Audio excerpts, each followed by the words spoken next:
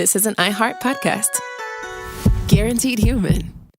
This is Danielle Fishel. Ryder Strong. And Will Friedle from Pod Meets World. Let's talk Chewy. Yes. For starters, they've got over 100,000 products. Food, treats, toys, beds.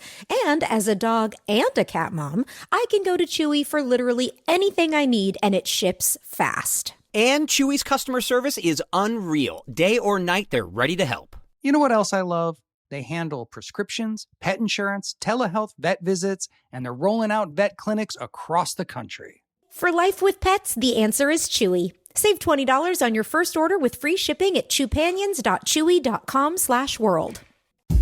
Hey everybody, it's Josh, and Chuck is here in spirit too, and we just wanted to drop a casual reminder that we are going to have a swingin' Pacific Northwest swing this coming February, and tickets are now on sale. February 1st, we'll be at the Moore Theater in Seattle. February 2nd, we'll be at Revolution Hall in Portland. And on February 3rd, for SF Sketchfest, we'll be at the Sidney Goldstein Theater. Go check out all of our social medias for more information and links to tickets. And we'll see you in February.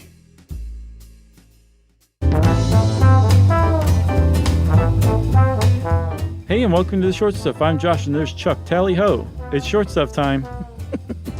And we're talking about something that, admittedly, I kind of understand and kind of hope you really understand. I do. Good. I do. Also, before we start, I want to give a hat tip to my wife, Yumi, who came up with this one. She said, have you ever heard of this? It's crazy. And I looked into it, and I was like, this is crazy, because what Yumi found, and what we're about to explain to all of you, is that humans are a species, don't forget we're animals, with stripes. We actually are a striped species of animal. Did you know that before? I had never heard of this. I did not know we were all brindle-coated animals like my dog Nico. Yeah, that's exactly right. That's exactly what we are. We have beautiful patterns of swirls and whorls and drips and drops and all sorts of cool stuff all over us, but we can't see them normally under normal circumstances because we don't see on the UV side of the spectrum. But if we did, we'd be like, hey, I like your stripes. Oh, I like your stripes. And with some people, depending on the condition they have, their stripes actually show. It's pretty interesting stuff. But the whole thing we're talking about, if you noticed the title of this episode, are what are called Blaschko's lines. Those are the stripes that all humans have. Now, did this happen because Yumi had a black light and went, oh my God? I don't know where she turned this one up. I didn't ask her. I'll have to ask her, and then we'll record a pickup. All right. So hold on. Insert answer here. So Blaschko's lines, that is in fact a name. It was named after a dermatologist, Alfred Blaschko. In the 1900s, he was the first person to notice this, basically, and write about it. He thought, he was a little bit off, though, because he thought that they followed predefined patterns on humans. Right. But they don't. And the weird thing is you might think is like, all right, so maybe these are lines that sort of indicate where your blood vessels are or your nerve endings are or your nerves or whatever. That is not the case. These stripes are not blood vessels that you can see under a black light at all. But we kind of know what it is now, right? Right, yeah. There's no system in the body that these things follow. Instead, they're their own thing. They seem to be their own thing. And they are distinct on all people, but there are kind of some general patterns that we'll talk about.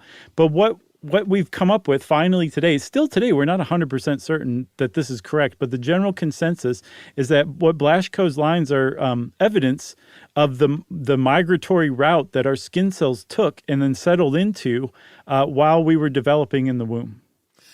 Right. I'm just going to read this little bit from Mental Floss because I think it kind of sums it up nicely. Yeah, I thought so too. And we always love to shout out our old pals at Mental Floss. The MFers. The MFers. Basically, they said these are cellular relics of our development, basically from single-celled things. I thought you were quoting this. You're humans. Paraphrasing all over. No. I'm paraphrasing the beginning. Okay. As the cells divided, they differentiated. Some became muscles, others bones, still others organs, and some became skin. As those skin cells continued dividing, they expanded and stretched to cover a quickly growing body. One cell line pushed and swirled through another like steamed milk poured into an espresso to make a latte, and Blaschko's lines are the molecular evidence of those swirls. That was very pretty writing. It was. So the reason that we can see these lines, Chuck, I think we should talk about after a break. Ooh. Mm-hmm.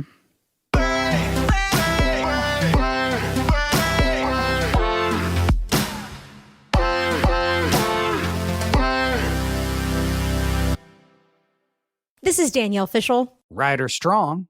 And Will Friedle from Pod Meets World. You know what I didn't expect? Becoming best friends with Chewy's customer service.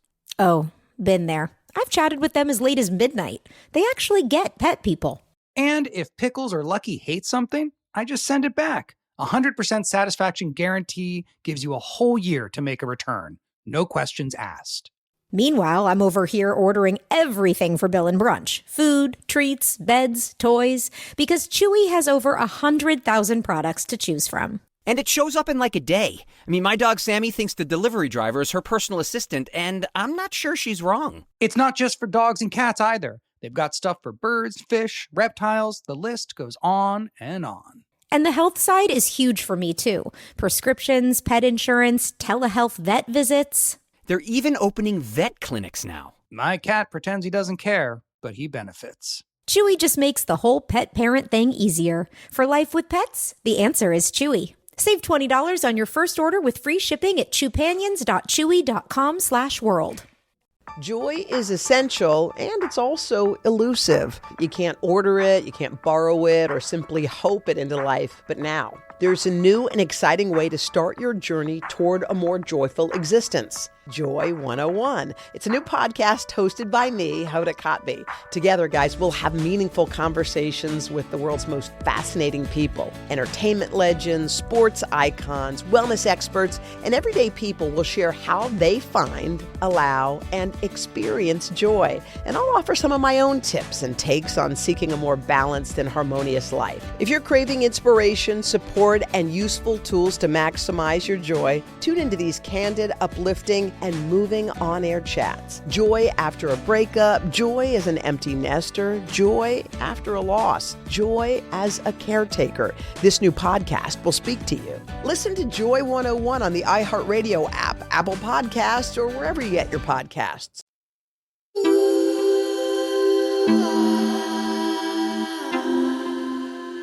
Stuff you should know. So the reasons we can see these lines, Chuck, I think we should talk about now. Very nice. So they believe that the reason that there's differences, even though you can only see them under the UV spectrum, under normal circumstances, you cannot see the difference between skin cells on your arm, right, or on your shoulder or on your torso, wherever. And you have Blaschko's lines all over your body, as we'll see. Mm-hmm. Because the cells that make up our skin are almost entirely identical. They all come from generally the same genetic information. So they all start out from the same cell or globs of cells, like Menofloss pointed out. But because of the different minute experiences that each cell has, mm-hmm. those instructions get produced in just slightly different ways. So that we think of ourselves as like genetically monolithic beings, right? Well, it turns out the term for humans are mosaics. All of those cells are so slightly different that it's almost like slightly different colored tiles being put up against one another. And they're so similar that, again, under normal light, you can't see the difference. But when you put yourself under a black light in a dark room, those differences show up. That's why they think we're able to see Blaschko's lines. That's why they think we have them.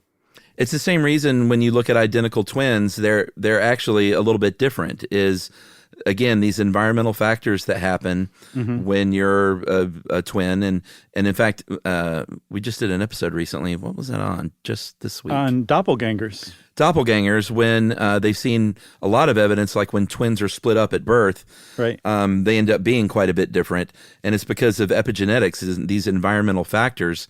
But even if they aren't broken up, even if they're together, these twins are these minute little genetic differences that end up meaning these twins are a little bit different. And that's the same basic concept here.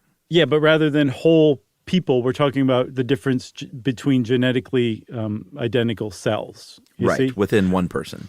There is something else called chimerism. So instead of mosaicism, this is chimerism. And some people can have different genetic material within them. So like very famously, people with two different eyes, they're chimeras, or they're chimeric, I should say, because different genetic information went into constructing each eye, and that's why they have two different colored eyes. That's extraordinarily rare. Mosaicism apparently is universal. That we're just not, if you took one cell and another cell and you could get as granular as possible in investigating them, you'd see that they are just slightly not the same, even though they came from the same blueprint.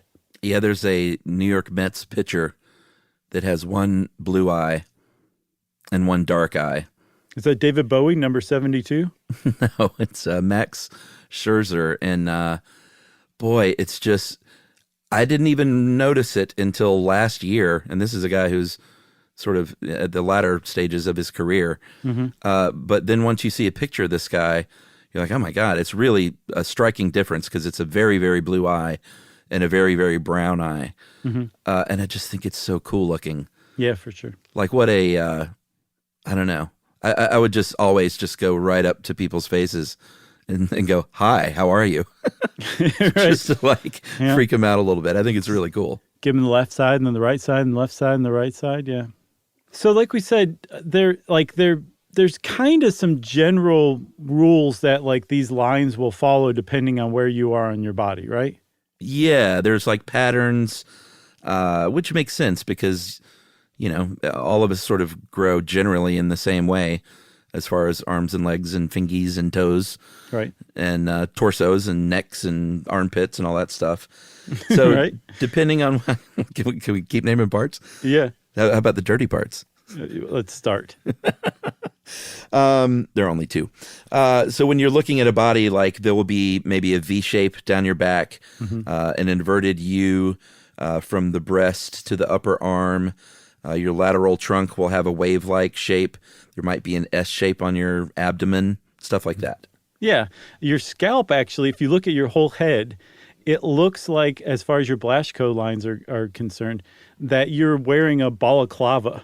Like around your eye area is open, but there's different like lines surrounding it elsewise. And apparently on your scalp it spirals, whereas on the side of your face it comes, they're like kind of vertical lines. It's pretty cool. There's, I think Blaschko himself did, some initial descriptions of it through sketches, but since then science has really kind of gotten pretty good at drawing it. So there's a lot of neat drawings of Blaschko's lines on the internet, of all places. But was he early 1900s? He was like 1901 from what I saw. Oh, okay, the earliest. But Chuck, I think you should take the fact of the short stuff, that the Blaschko's lines don't just exist on the skin, right? Yeah, this was pretty freaky. Apparently your teeth and eyes and tongue all have Blaschko's lines as well. Yeah. Which that makes sense. Nuts. I mean, anything that forms from cells, expressing themselves, writing That's cool very good poetry point. And songs. You mentioned earlier, though, about there are certain conditions that someone might have where these lines are revealed in regular light with regular vision, right?